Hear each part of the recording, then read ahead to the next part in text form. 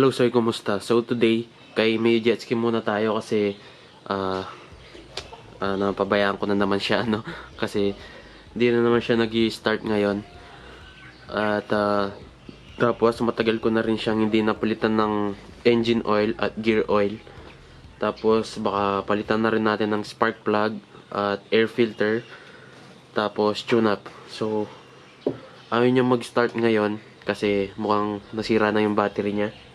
Kasi 4 years na rin yung battery na yon, ano. Simula nung kinuha ko yung Mio ko, stock pa rin yung yun pa rin yung battery na nakalagay hanggang ngayon. So, ayan guys. Wala, patay. Busina, wala rin busina. Pero may mga signal light.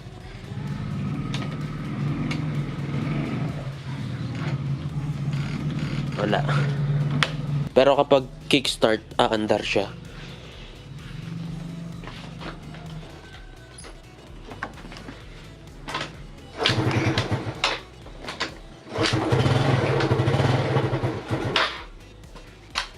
Ayan. Maandar siya, 'di ba? Malamig lang kaya namamatay. So tatanggalin ko muna itong engine cover para makita natin. Baka puro tagas na yung makina natin eh.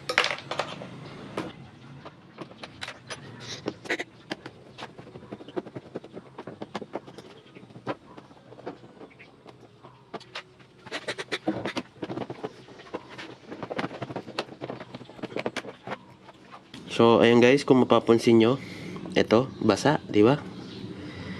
Ayan, may tumatagas. Pwedeng tumatagas yung dito or yung tapet cover natin. Ayan. Baka siguro ito yung tumatagas. Pero tingnan natin. Papalitan ko na lang ng o-ring yan, mura lang naman. Ito sa ibabaw, alikabok lang. So, ayan guys, galing na akong Yamaha sa Baliwag, Bulacan. So, ito yung mga nabili ko. Air filter, tapet o-ring, ayan. Dalawa na yung binili ko para may reserba. At oil breather, o-ring. Ayan, yung malaki.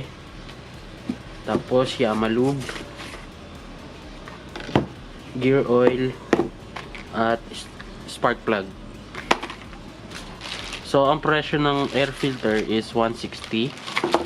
Tapos, itong spark plug, 84 pesos. Medyo, itong breather o-ring, medyo mahal to. 102 pesos. Tapos, itong tapet cover o-ring, 22 pesos isa.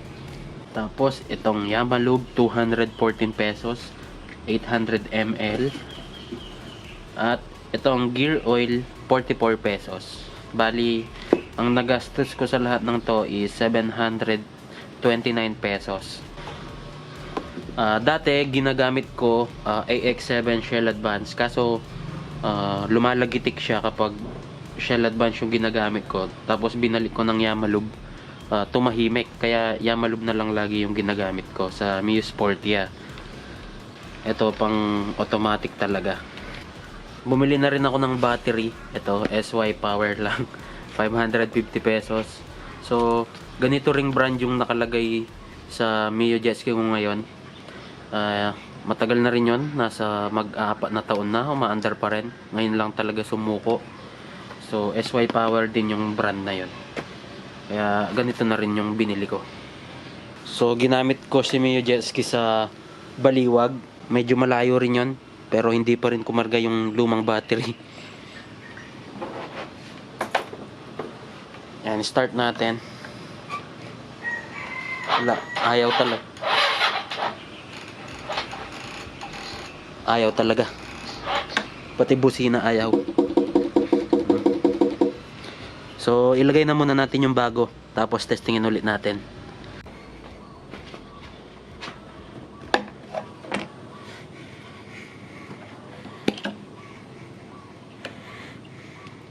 Tumatalsik-talsik na oh. Puro kulapo na rin.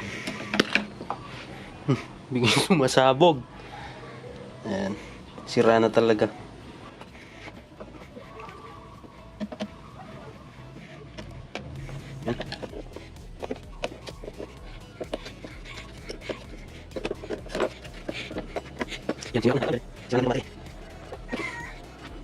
So ngayon guys, ito ang bago na.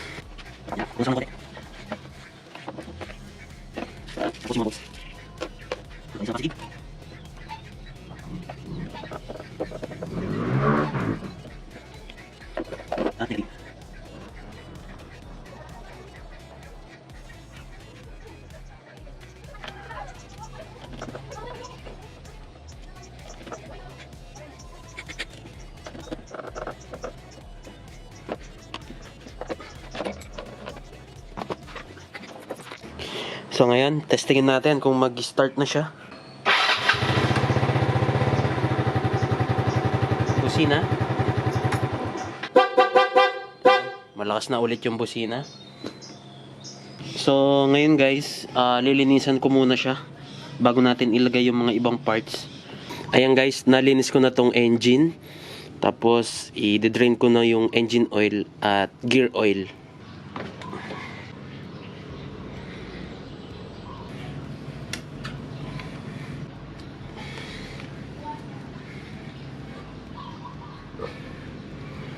Malinis pa tong gear oil ko. Ayan. Kahit di pa pala palitan. Malinaw pa. Tapos huwag kalimutan ibalik yung mga drain bolt. Pwede na nating palitan yung air filter natin. Tignan ko kung matanggal ko siya. No? Pang salty na kasi to.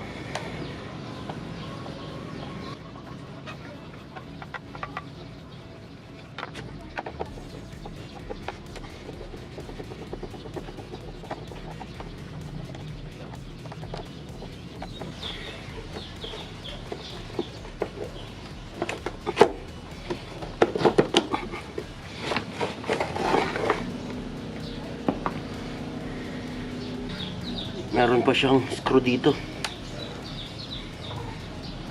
Sobrang dumi.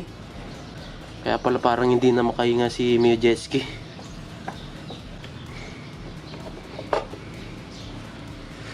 So ngayon guys, pwede na nating ilagay itong bago. Punasan lang natin to. Ito yung bago.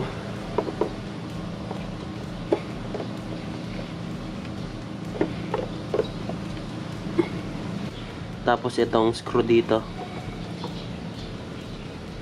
Nilinis ko na rin itong cover.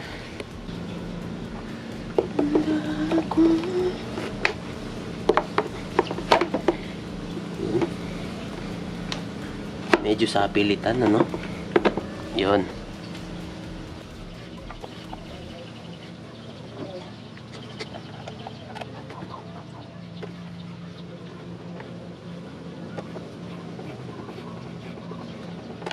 So ayan guys, ngayon pwede na natin siyang i-tune up. Hindi ko pa nilagyan ng oil, mamaya na pagkatapos. Malamig siya, hindi ko siya pinaandar. Tanggalin lang natin yung mga tapet cover, pit.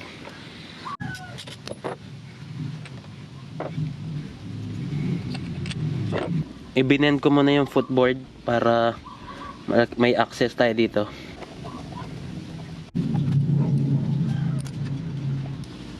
Ayan. Tatanggalin natin itong breather hose.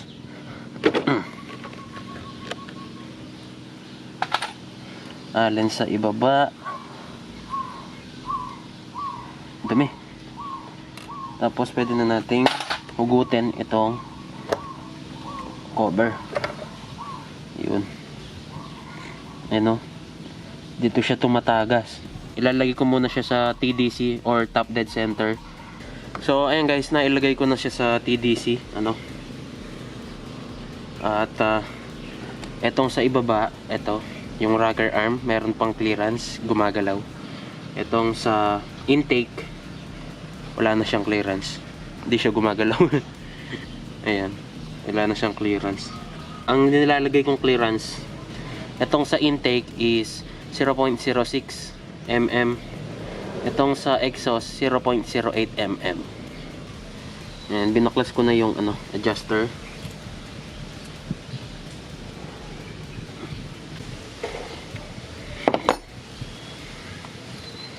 ang exhaust ko, i-adjust ko ng 0.08.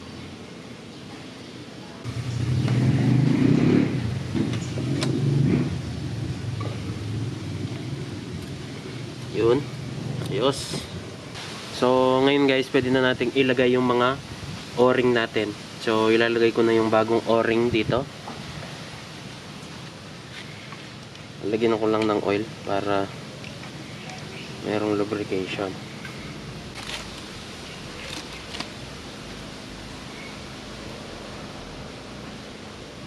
Tapos, punasan lang natin to. Pwede na nating ibalik itong breather natin.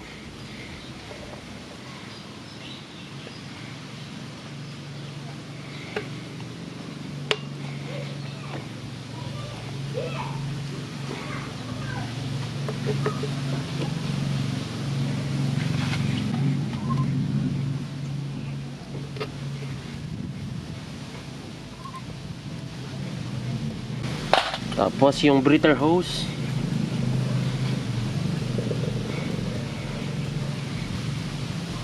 yan. And guys, pwede na natin ibalik yung mga tapet cover natin. Papalitan ko na rin yung mga o-ring. Sayang naman yung mga binili ko.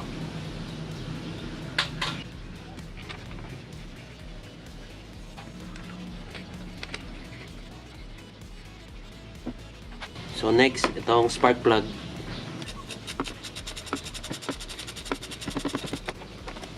Ito yung bagong spark plug natin. So ang code ng stock spark plug ng Mio ay qzsd.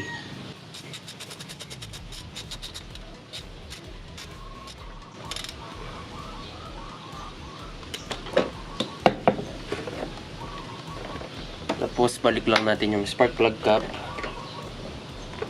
Ayan. So ang last part natin ay ilagay yung engine oil at gear oil.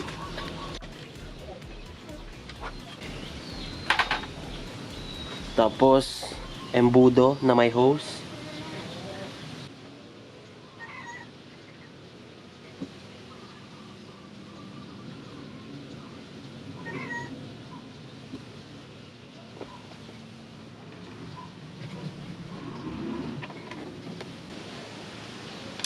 So ngayon sa gear oil, huwag nyo kakalimutan yung mga drain bolt nyo.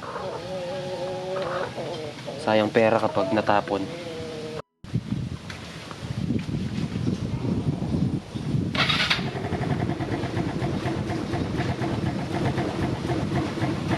Medyo mababa yung idle, so adjust ko muna.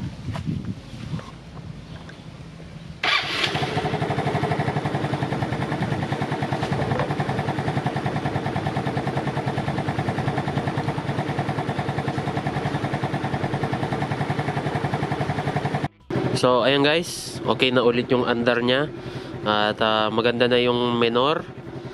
At one click start na rin. Tapos mga pinalitan natin, engine oil, gear oil, air filter, spark plug, valve clearance. At okay na ulit, pati pala mga o-rings. So pwede na ulit isabak sa baha. So ayan guys, hanggang dyan muna tayo. Kita-kits sa susunod na vlog.